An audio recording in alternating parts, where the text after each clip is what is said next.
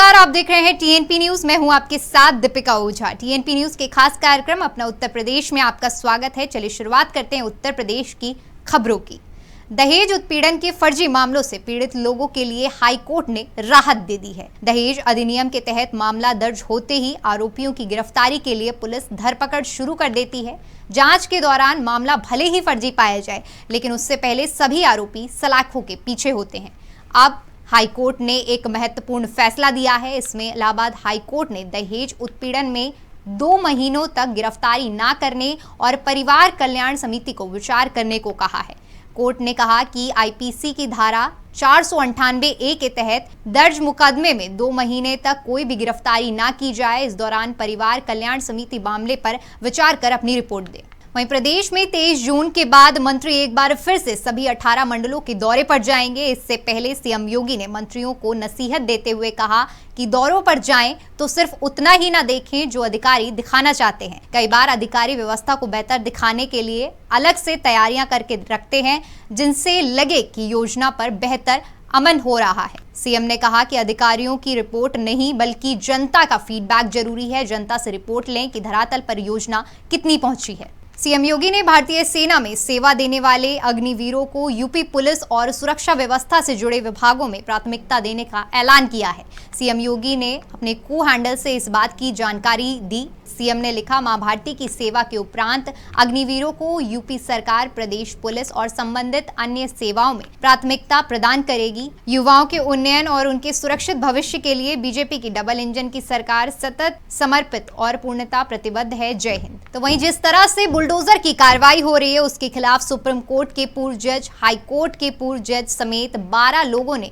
Supreme court के मुख्य न्यायाधीश को पत्र लिखा है और उनसे अपील की है कि जिस तरह से यूपी सरकार प्रदर्शनकारियों के घर पर बुलडोजर चला रही है, वे इस कार्रवाई पर स्वतः संज्ञान लें। सुप्रीम कोर्ट के मुख्य न्यायाधीश को जो पत्र लिखा गया है, उसमें कई वकील भी शामिल हैं। उन्होंने अपील की है कि वे इस मामले का संज्ञान लें। पत्र में उस वायरल वीडियो का भी जिक्र किया गया है जिसमें देखा जा सकता है कि यूपी पुलिस प्रदर्शनकारियों को पीट रही है। केंद्रीय मंत्रिमंडल ने भारतीय युवाओं के लिए सशस्त्र बलों में सेवा के लिए एक आकर्षक भर्ती योजना को मंजूरी दे दी है। इस योजना को अग्निपथ कहा जाता है और इस योजना के तहत चुने गए युवाओं को अग्निवीर कहा जाएगा। इस बीच बीजेपी सांसद वरुण गांधी ने ट्वीट किया और युवाओं से उनकी राय पूछी। वरुण गांधी ने ट्वीट कर लिखा कि अग्निपथ योजना को लेकर युवाओं के मन में कई सारे सवाल और संशय है। इस योजना को लेकर आपकी क्या राय है, मुझे बताएं। इसके साथ ही उन्होंने युवाओं को अग्निपथ योजना के दौरान मिलने वाले सैलरी पैकेज की फोटो भी शेयर की है। तो वहीं केंद्र सरकार के 8 साल पूरे होने पर एक कार्यक्रम में शामिल होने वाराणसी पहुंचे केंद्रीय मंत्री साध्वी निरंजन ज्योति ने ज्ञानवापी मामले में एक बड़ा बयान दिया।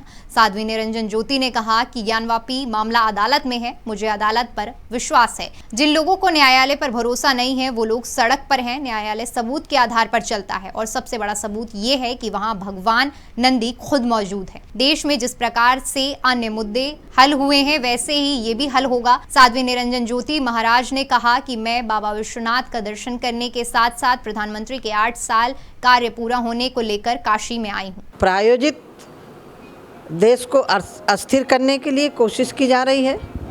भाई जब तुम्हें मालूम है कि वहाँ मस्जिद है तो भयभीत क्यों हो रहे हो? अभी तो कोर्ट का फैसला नहीं आया, आप चिंता क्यों कर रहे हो? भाई जो भी होगा वो सही होगा, लेकिन इस देश को स्थिर करने की कोशिश की जा रही है।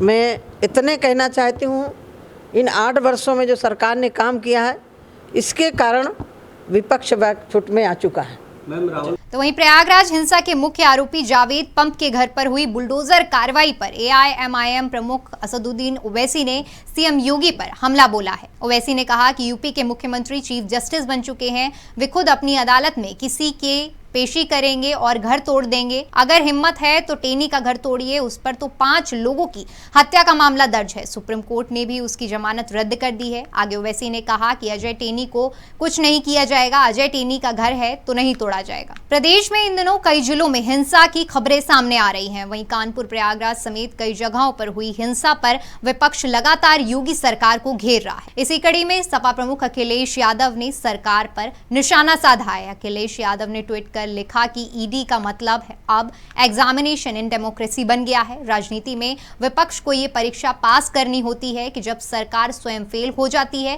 तब वे इस परीक्षा की घोषणा करती है। जिनकी तैयारी अच्छी होती है वो ना तो लिखा पढ़ी की परीक्षा से डरते हैं न मौखिक से, और कभी डरना भी नहीं चाहिए। तो वहीं सपा विधायक आजम खान को एमपी एमएलए कोर्ट से राहत मिली है। आजम खान की एमपी एमएलए सेशन कोर्ट से जमानत मंजूर हो गई है। उनको ये जमानत फर्जी दस्तावेजों के जरिए स्कूल को मान्यता दिलाने के मामले में मिली है। बता दें कि आजम खान पर फर्जी दस्तावेजों से स्कूल को मान्यता दिलाने के मामले में सुनवाई हुई। ये मामला उनके खिलाफ रामपुर थाना कोतवाली में दर्ज कराया गया था, जिस पर सुनवाई करते हुए रामपुर की एमपी एमएलए कोर्ट ने उसकी जमानत को मंजूरी दे दी है। चलिए फिलहाल वक्त तो चला है एक छोटे से ब्रेक का। टीएनपी न्यूज एक हिंदी भाषी न्यूज चैनल है। टीएनपी ग्रुप का मूल उद्देश्य ग्रामीण क्षेत्र के युवाओं को पत्रकारिता का ज्ञान और कौशल प्रदान करना है। अधिक जानकारी के लिए विजिट करें हमारी वेबसाइट tnpnews.in या graminreporter.com।